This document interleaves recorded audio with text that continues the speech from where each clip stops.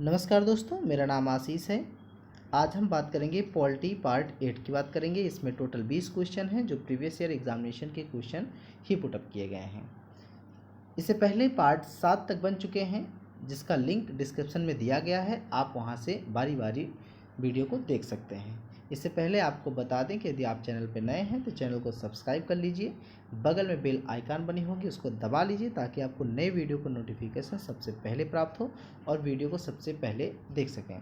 चलिए हम आज का पहला प्रश्न देख रहे हैं। पहला प्रश्न है आपका, उच्च न्यायालय के परमादेश जारी करने की शक्ति के अंतर्गत आते हैं। पहला ऑप्शन है संवैधानिक अधिकार, सांविधिक अधिकार, मौलिक अधिकार, उपरोक्त सभी अधिकार।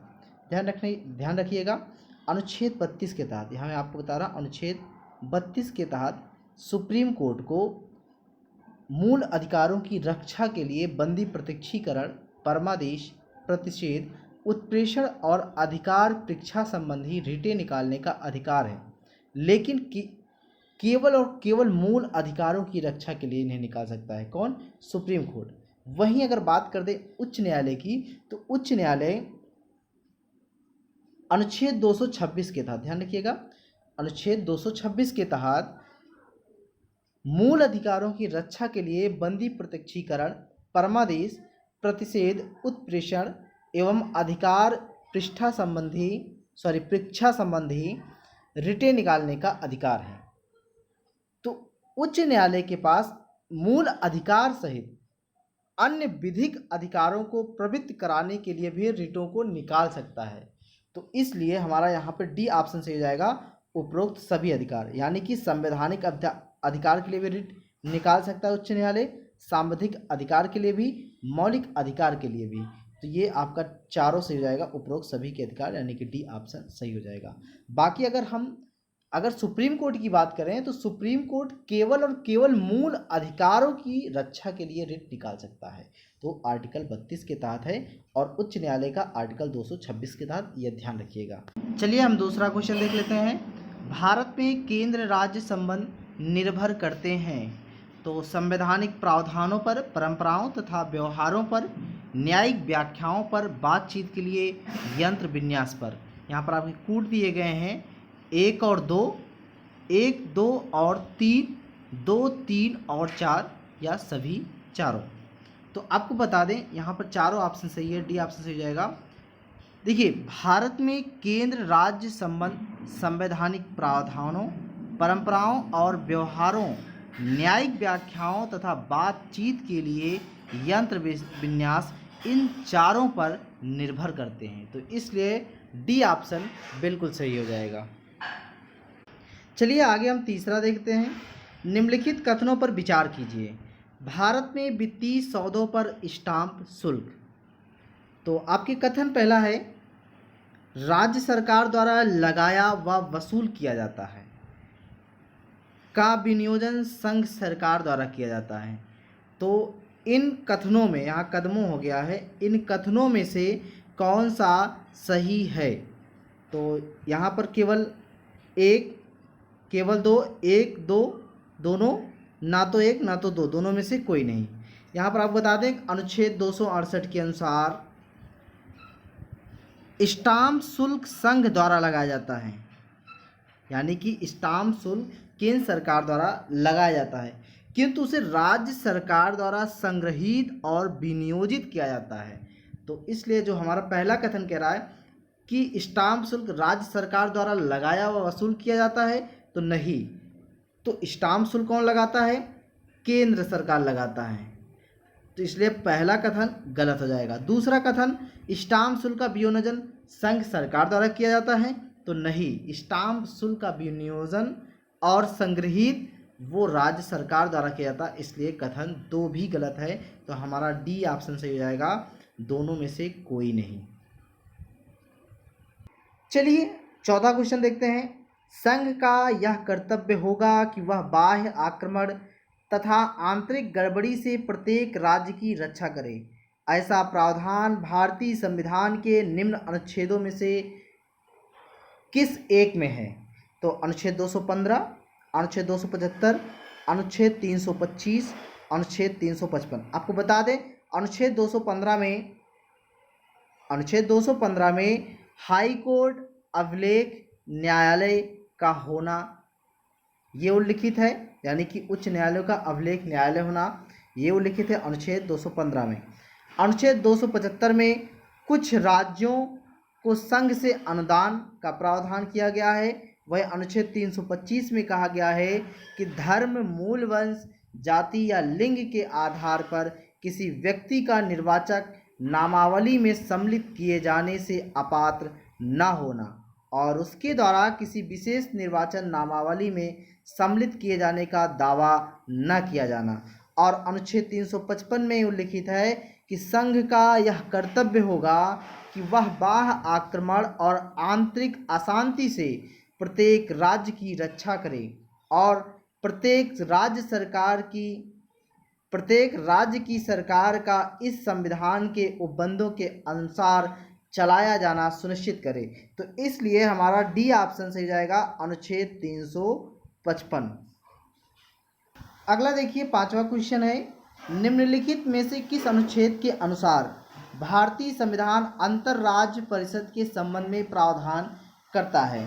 तो इसमें आपका ऑप्शन है, देखिए, अनुच्छेद 262 के अनुसार, अनुच्छेद 263 के अनुसार, अनुच्छेद 264 के अनुसार, अनुच्छेद 265 के अनुसार।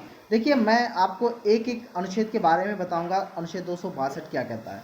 देखिए, अनुच्छेद 262 कहता है, अनुच्छेद 262 क्या कहता है कि अंतरराज्यिक नदियों या नदी दूनों के जल संबंधी विवादों का न्याय निर्णय, अर्थात संसद विधि द्वारा किसी अंतरराज्यिक नदी या नदी दून या उसमें जल के प्रयोग, वितरण या नियंत्रण के संबंध में किसी विवाद या परिवाद के न्याय निर्णय के लिए उपबंध कर सकेगी। ये अनुच्छेद 262 में है, यानी कि नदी जल विवाद संबंध। अनुच्छेद 263 क्या कह रहा है? अनुच्छेद 263 कह रहा है कि अंतरराज्य परिषद के संबंध में उपबंध। तो हमारा क्वेश्चन भी यही है, अंतरराज्य परिषद के संबंध में उपबंध, इसलिए हमारा बी ऑप्शन से जाएगा 263, अनुच्छेद 263। अनुच्छेद 264 क्या कह रहा है? अनुच्छेद 264 निर्वाचन के बारे में बता रहा है, यानी कि बता रहा है कि वित्त आयोग से अनुच्छेद 280 के अधीन गठित वित्त आयोग अभिप्रेत है, ठीक। और अनुच्छेद 265 क्या कह रहा है? अनुच्छेद 265 कह रहा है कि विधि के प्राधिकार के बिना करों का अधिरोपण ना किया जाना, अर्थात कोई कर विधि के प्राधिकार से ही अधिरोपित या संग्रहित किया जाएगा, अदरवाइज नहीं किया जाएगा। तो यहाँ आपका ऑप्शन बी सही हो जाएगा, अनुच्छेद 263। अगला क्वेश्चन देखिए, छठा है, निम्नांकित में से कौन सा एक क्षेत्रीय परिषदों का लक्षण नहीं है?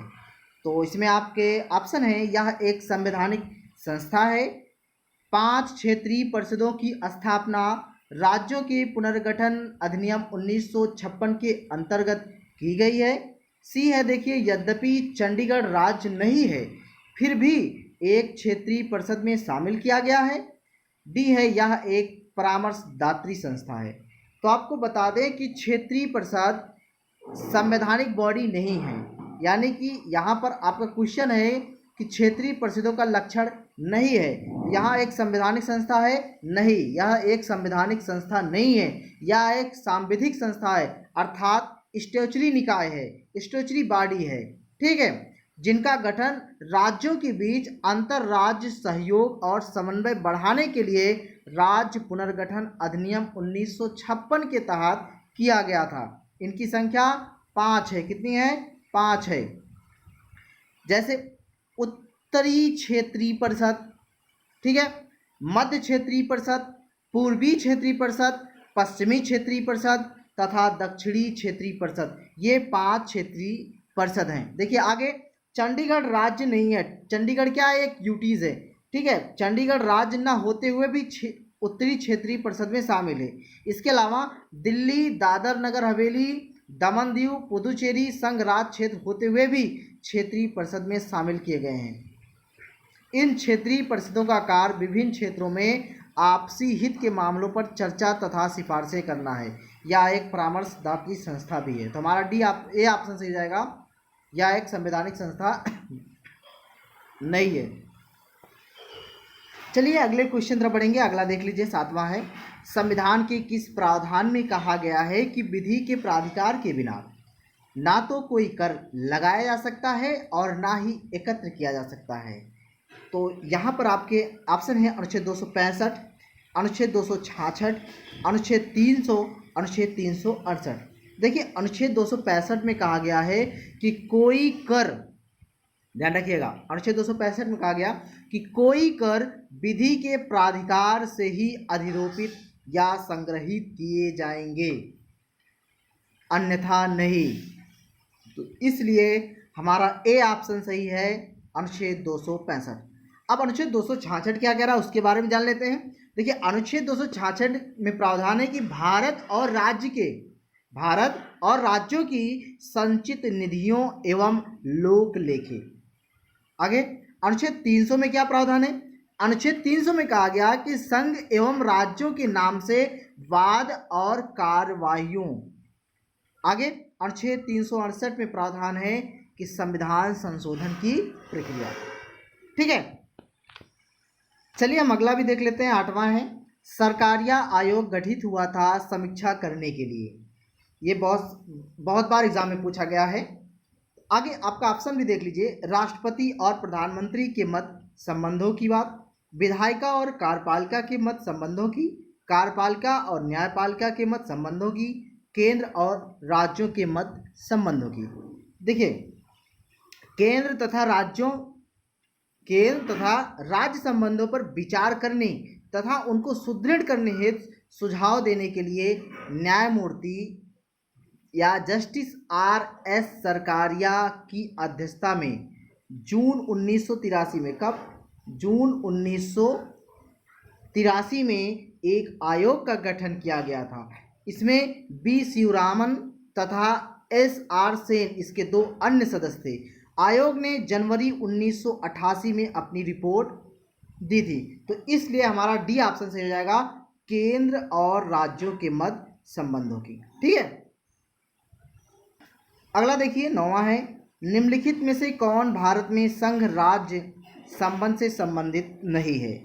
सरकारिया आयोग, राजमन्नार समिति, इंद्रजीत गुप्ता समिति, पुंछी आयोग। तो आपको बताते चलें, इसमें सरकारिया आयोग जो है वो केंद्र और राज्य से संबंधित है, यानी कि संघ और राज्य से संबंधित है।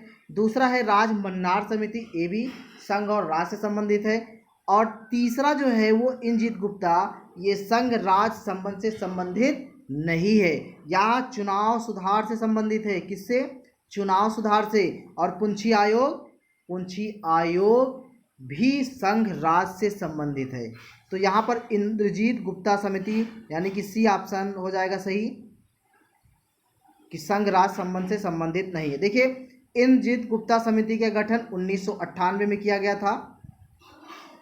इसमें चुनाव सुधार एवं जनप्रतिनिधि कानून 1951 में संशोधन के लिए सुझाव देने के लिए किया गया था। इस समिति का जो मुख्य उद्देश्य था वो चुनाव कार्यों में राज्य की ओर से धन उपलब्ध कराए जाने की व्यवहार्यता का विशेष अध्ययन करना और उस पर अपना निष्कर्ष देना।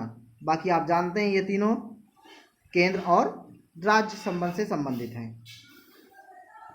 चलिए अगला देख लीजिए, 10वां है, भारत के संविधान में किस अनुच्छेद में करों को केंद्र द्वारा लगाया तथा एकत्रित किया जाता है लेकिन केंद्र और राज्यों के बीच वितरित कर दिया जाता है, यानी कि बांट दिया जाता है? अनुच्छेद 268, अनुच्छेद 269, अनुच्छेद 270, अनुच्छेद 271। तो यहाँ पर आपका राइट ऑप्शन सी हो जाएगा, अनुच्छेद 270। देखिए अनुच्छेद 270 कहता है कि कृषि आय के अलावा, ध्यान रखना, कृषि आय के अलावा अन्य आय पर लगने वाला कर, ठीक है, एग्रीकल्चर जो टैक्स है उसके अलावा अन्य आय पर लगने वाला कर केंद्र सरकार द्वारा लगाया और वसूला जाता है और इससे जो प्राप्त होता है आय वो केंद्र और राज्यों के बीच बांट दिया जाता है, वितरित कर दिया जाता है। तो अनुच्छेद 268 क्या कहता है?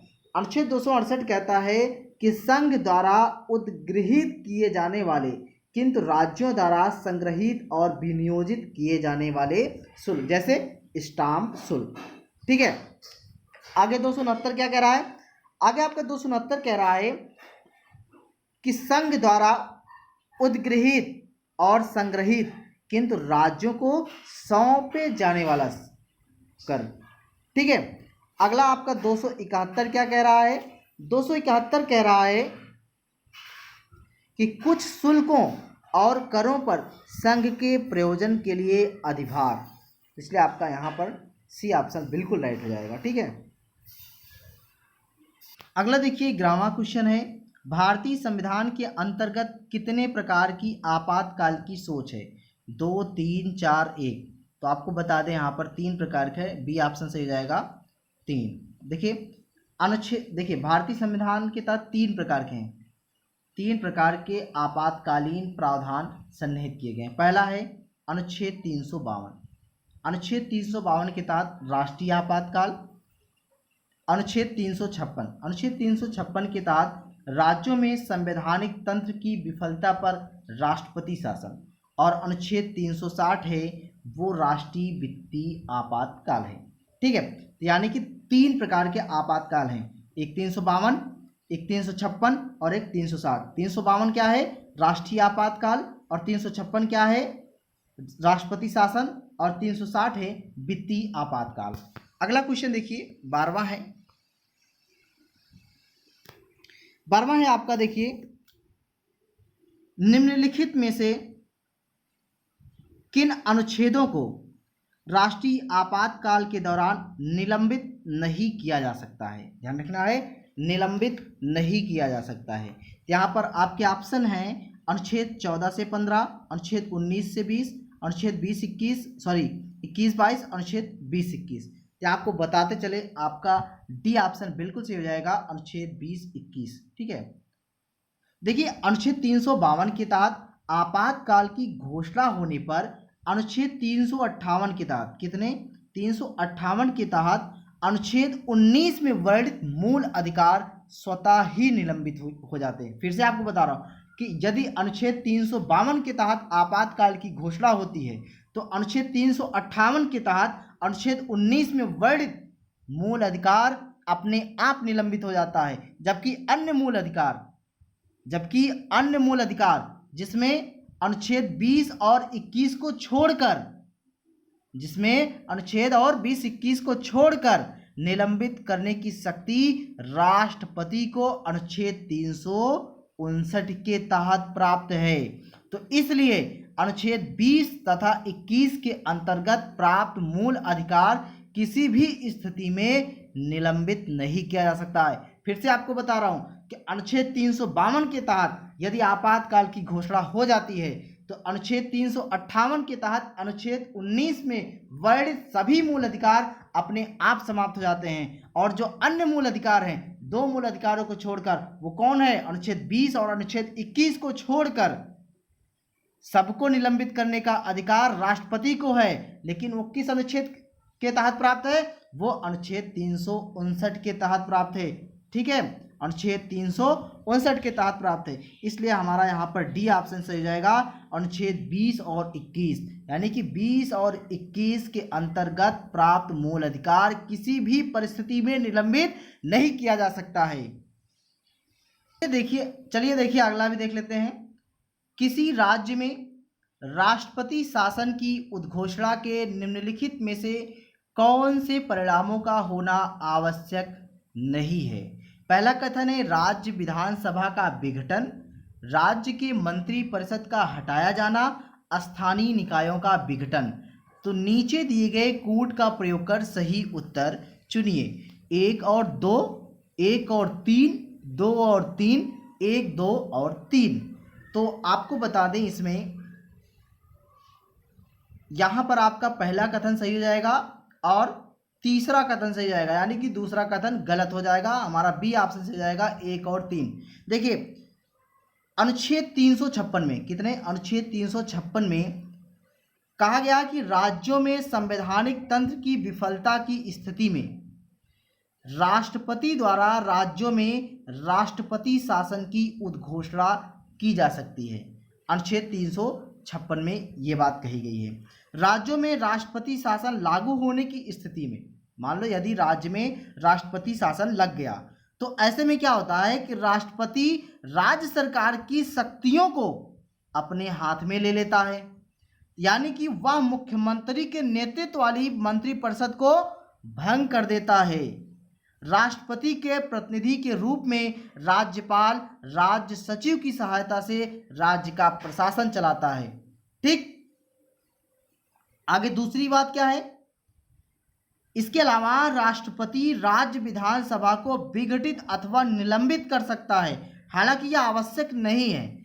स्थानीय निकायों का विघटन राष्ट्रपति शासन की उद्घोषणा का कोई परिणाम नहीं है। इसलिए हमारा यहाँ पर कथन 1 और 3 सही है, यानी कि बी ऑप्शन सही है, बाकी कथन 2 हमारा गलत है।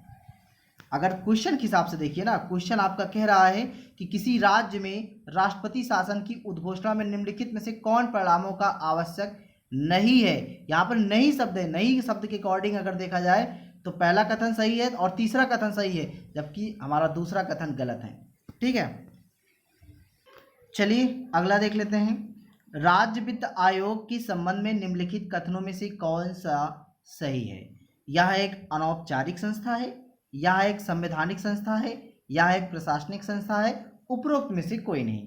तो आपको बताते चले, आपका बी ऑप्शन से हो जाएगा, यह एक संवैधानिक संस्था है। यानी कि राज्य वित्त आयोग क्या है, एक संवैधानिक संस्था है। क्यों? क्योंकि इसका गठन राज्यपाल द्वारा अनुच्छेद 243 झा के तहत किया जाता है। झा मतलब आई के तहत, 243 आई या 243 झा के तहत किया जाता है, जो प्रत्येक 5वें वर्ष, कितने, प्रत्येक 5वें वर्ष पंचायत की वित्तीय स्थिति का पुनर्विलोकन करता है। अनुच्छेद 243 माह के तहत राज्य वित्त आयोग नगर पालिकाओं की वित्तीय स्थिति का भी पुनर्विलोकन करता है।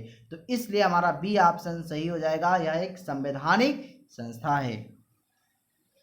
चलिए अगला भी देख लेते हैं। निम्नलिखित में से कौन एक संविधानेतर संस्था है। संघ लोक सेवा आयोग, वित्त आयोग, निर्वाचन आयोग, नीति आयोग। तो आपको बताते चलें, देखिए संघ लोक सेवा आयोग ये आपका अनुच्छेद 315 में उल्लिखित है। कितने? अनुच्छेद 315 में उल्लिखित है। जबकि वित्त आयोग आपका अनुच्छेद 280 में उल्लिखित है और निर्वाचन आयोग आपका अनुच्छेद 324 में उल्लिखित है। यानी कि ये तीनों संविधान में उल्लिखित है, इसलिए यह संवैधानिक संस्था है। यानी कि नीति आयोग क्या है? नीति आयोग एक संविधानेतर संस्था है। इसका उल्लेख संविधान में नहीं किया गया है। इसकी स्थापना 1 जनवरी 2015 को केंद्रीय मंत्रिमंडल के एक संकल्प द्वारा की गई थी। ठीक है, इसलिए हमारा डी ऑप्शन से हो जाएगा नीति आयोग। बाकी ये तीनों संवैधानिक संस्था है। अगला 16वां देख लीजिए। निम्नलिखित में से कौन राष्ट्रीय विकास परिषद की रचना करते हैं। प्रधानमंत्री, अध्यक्ष वित्त आयोग, संघीय मंत्रिमंडल के मंत्रीगण, राज्यों के मुख्यमंत्री। नीचे दिए गए कोड का प्रयोग कर सही उत्तर चुनिए। 1 2 3, 1 3 और 4, 2 और 4, 1 2 3 और 4। तो आपको बता दें कि राष्ट्रीय विकास परिषद का जो गठन हुआ था वो अगस्त 1952 में हुआ था। ठीक है, अगस्त 1952 में किया गया था। राष्ट्रीय विकास परिषद की जो रचना में सम्मिलित हैं वो प्रधानमंत्री शामिल है। उसमें क्या शामिल है? प्रधानमंत्री शामिल है, यानी कि पहला कथन सही है। तो प्रधानमंत्री इसके अध्यक्ष के रूप में चुने जाते हैं। तो ध्यान रखना है, एक क्वेश्चन और भी तैयार हो गया कि राष्ट्रीय विकास परिषद की अध्यक्षता कौन करता है, तो प्रधानमंत्री करता है। दूसरी बात कही गई है अध्यक्ष वित्त आयोग, तो नहीं, वित्त आयोग का अध्यक्ष नहीं होता है, इसमें वित्त आयोग का अध्यक्ष शामिल नहीं होता है, इसलिए दूसरा कथन गलत हो जाएगा। संघीय मंत्रिमंडल के मंत्रीगण, तो ये शामिल होते हैं, इसलिए ये भी ऑप्शन, ये भी कथन सही हो जाएगा। राज्यों के मुख्यमंत्री ये भी शामिल होते हैं, इसलिए ये भी सही हो जाएगा। ध्यान रखना, मैं कुछ और बात बता रहा हूँ इसमें। देखिए सभी राज्यों के मुख्यमंत्री शामिल होते तो हैं, लेकिन साथ ही साथ सभी केंद्र शासित राज्यों के मुख्यमंत्री, यानी कि जिसमें मुख्यमंत्री हो वहाँ मुख्यमंत्री, बाकी जो उपराज्यपाल यानी कि प्रशासक हैं वो भी इसमें शामिल होते हैं। और योजना आयोग, यानी कि जब ये गठित हुआ था 1952 में, तब तो योजना आयोग थी, लेकिन अभी वर्तमान में नीति आयोग है। तो यानी कि अब नीति आयोग के सदस्य भी इसमें शामिल होते हैं। तो यहाँ आपका जो क्वेश्चन बात कही गई है वो प्रधानमंत्री वित्त आयोग अध्यक्ष, संघीय मंत्रिमंडल के मंत्रीगण, राज्यों के मुख्यमंत्री। इसमें आपका 1, 3, 4 कथन सही हो जाएगा, यानी कि बी ऑप्शन सही हो जाएगा। केवल 1, 3 और 4 कथन सही हो जाएगा। ठीक है, अगला क्वेश्चन देखिए, 17वां है। प्रशासनिक सुधार आयोग 1967 जिसने पहली बार लोकपाल तथा लोकायुक्त बनाने की संस्तुति की थी, के अध्यक्ष थे। तो आपके ऑप्शन है मोरारजी देसाई, के संथानम, चौधरी चरण सिंह, बाबू जगजीवन राम। तो देखिए, प्रथम प्रशासनिक सुधार आयोग की स्थापना 1966 में, ठीक है, जनवरी 1966 में हुई थी। इसके अध्यक्ष मोरारजी देसाई थे। इसके अध्यक्ष मोरारजी देसाई थे। वर्ष 1967 में मोरारजी देसाई के देश के उप प्रधानमंत्री बन जाने के बाद इसके अध्यक्ष के हनुमंतैया बने। ठीक है, फिर वर्ष 1970 में इस आयोग ने अपनी रिपोर्ट प्रस्तुत की। तो इस आयोग ने पहली बार लोकपाल और लोकायुक्त बनाने की संस्तुति की थी। तो इसलिए हमारा ए ऑप्शन से हो जाएगा मोरारजी देसाई। अगला 18वां क्वेश्चन देखिए, उत्तर प्रदेश का लोकायुक्त अपना प्रतिवेदन प्रस्तुत करता है मुख्यमंत्री को, राज्य उच्च न्यायालय के मुख्य न्यायाधीश को, राज्यपाल को, विधानसभा के अध्यक्ष को। तो आपको बताते चलें कि यहाँ पर आपका सी ऑप्शन बिल्कुल सही हो जाएगा, राज्यपाल को। देखिए, उत्तर प्रदेश लोका आयुक्त अधिनियम 1975 के तहत लोक आयुक्त अपना प्रतिवेदन राज्यपाल को सौंपता है, जिसे राज्य विधानमंडल के दोनों सदनों के पटल पर प्रस्तुत किया जाता है। तो इसलिए हमारा सी ऑप्शन सही हो जाएगा। अगला क्वेश्चन देखिए, 19वां है। उत्तर प्रदेश के लोकायुक्त की पद धारण अवधि है 5 वर्ष, 6 वर्ष, 7 वर्ष, 8 वर्ष। तो आपका इसमें डी ऑप्शन सही हो जाएगा, 8 वर्ष। ठीक है, डी ऑप्शन बिल्कुल सही है, 8 वर्ष। उत्तर प्रदेश की लोकायुक्त की पदाधारण अवधि वर्तमान में 8 वर्ष है। उत्तर प्रदेश लोकायुक्त और उप लोकायुक्त अधिनियम 1975 के तहत लोकायुक्त अथवा उप लोकायुक्त की पदाधारण अवधि उसके पद धारण करने की तिथि से 6 वर्ष निर्धारित थी, लेकिन 2012 में उत्तर प्रदेश लोकायुक्त तथा उप लोकायुक्त संशोधन अधिनियम 2012 के द्वारा इसकी पद धारण अवधि को 6 वर्ष बढ़ाकर 8 वर्ष कर दी गई। तो इसलिए हमारा डी ऑप्शन से हो जाएगा 8 वर्ष। आज का हम लास्ट क्वेश्चन देखेंगे।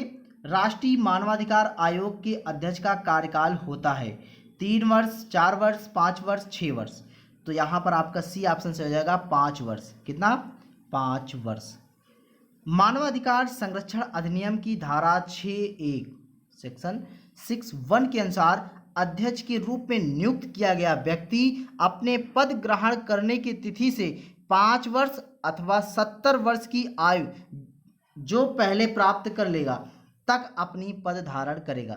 यानी कि मान लीजिए अगर वो 60 साल में अगर वो पद धारण करता है तो 5 ही साल तक बनेगा, 65 साल तक। अगर मान लीजिए कि वह व्यक्ति 67 वर्ष में बनता है तो 5 साल नहीं बनेगा, उसका फिर 3 ही साल बनेगा। क्यों? 70 साल तक ही बन पाएगा, 5 वर्ष या 70 साल तक। ठीक है। मानवाधिकार संरक्षण अधिनियम 1993 की धारा 3 में राष्ट्रीय मानवाधिकार आयोग के गठन का प्रावधान है। इसके अनुसार राष्ट्रीय मानवाधिकार का अध्यक्ष वही व्यक्ति होगा जो उच्चतम न्यायालय का मुख्य न्यायाधीश रह चुका हो।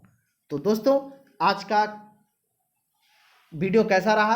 अच्छा रहा है तो लाइक कीजिए, दोस्तों के साथ शेयर कीजिए। चलिए फिर कल मिलते हैं 20 क्वेश्चन के साथ। तब तक के लिए नमस्कार।